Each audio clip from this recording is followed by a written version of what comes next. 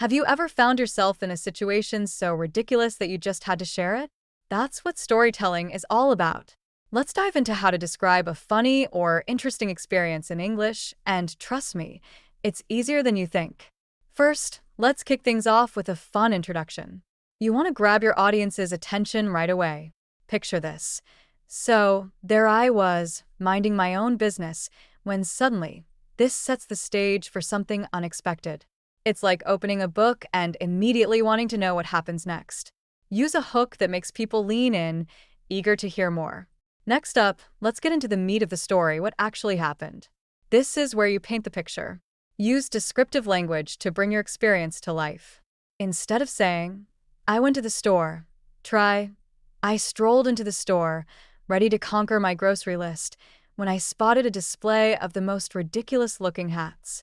See how that adds flavor? It's all about the details. What did you see? What did you hear? The more vivid your descriptions, the more your audience can visualize the scene.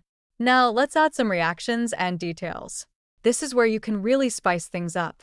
Share your feelings and thoughts during the experience. For instance, I couldn't believe my eyes. I mean, who wears a giant fruit hat in public?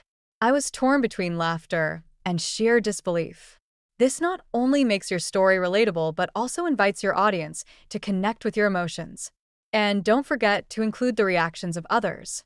As I turned to leave, I caught the cashier trying to stifle a laugh. I knew I wasn't the only one who found this hilarious.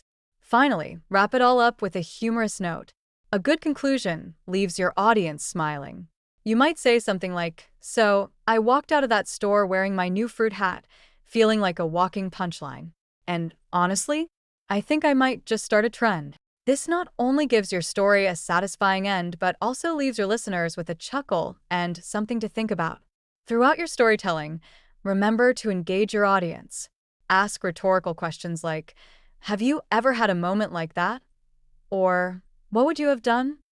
This keeps them involved and makes your story feel more interactive. So there you have it.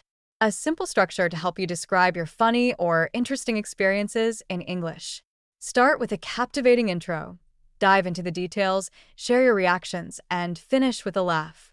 Now go out there and start telling your stories.